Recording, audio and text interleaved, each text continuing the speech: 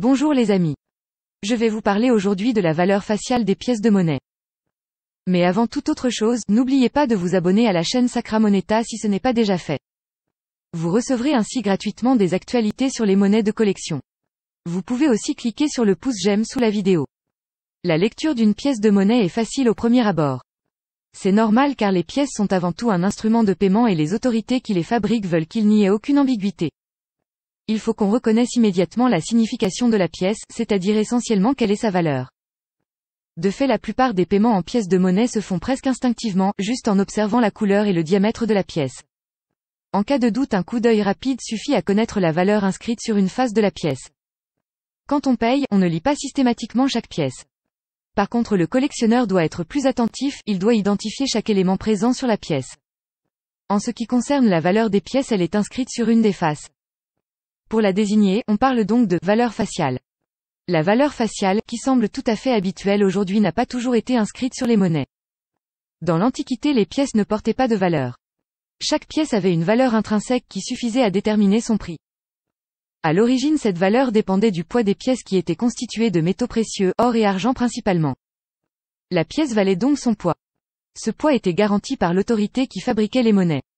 C'est d'ailleurs pour cette raison que les pièces portaient la marque des autorités responsables de la fabrication. Une monnaie était donc un petit lingot de métal précieux portant une marque officielle qui garantissait sa valeur. L'emploi des pièces supposait la confiance des utilisateurs. Cette confiance n'étant pas toujours acquise, pendant de longs siècles on a pesé les monnaies avant de conclure une transaction pour être certain qu'elles contenaient la bonne quantité de métal précieux. C'est au cours de l'Antiquité grecque que l'utilisation de la monnaie, si pratique pour les échanges quotidiens, est devenue une convention sociale, une habitude universellement répandue. De petites monnaies sont apparues pour régler les achats de faible valeur. La valeur de ces pièces généralement constituées de cuivre ne dépendait plus uniquement de leur contenu métallique. On les acceptait uniquement car l'autorité émettrice avait apposé sa marque dessus. La valeur de ces pièces était fiduciaire, c'est-à-dire basée sur la confiance. D'ailleurs, les autorités qui les fabriquaient leur ont souvent donné un cours forcé. Cela signifiait que l'on était obligé de les accepter lors d'un paiement. En contrepartie, l'État acceptait à son tour cette monnaie pour paiement des impôts. C'est à Byzance qu'est apparue pour la première fois une valeur faciale sur les pièces. Il s'agissait de pièces de cuivre dont la valeur monétaire était dissociée de la valeur du métal qu'elles contenaient. Cette pratique n'a pas perduré et pendant tout le Moyen-Âge l'habitude s'est instaurée d'utiliser une monnaie de compte abstraite matérialisée par des monnaies sans valeur faciale. En France, c'est au cours de la Révolution que l'inscription d'une valeur faciale sur les monnaies a été mise en place, avec la naissance du franc germinal le 27 mars 1803.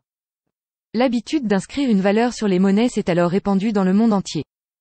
Cependant, on voit encore aujourd'hui quelques pièces de monnaie sans valeur faciale. Ainsi, les pièces d'or d'investissement britanniques, les souverains d'or ne portent pas de valeur faciale.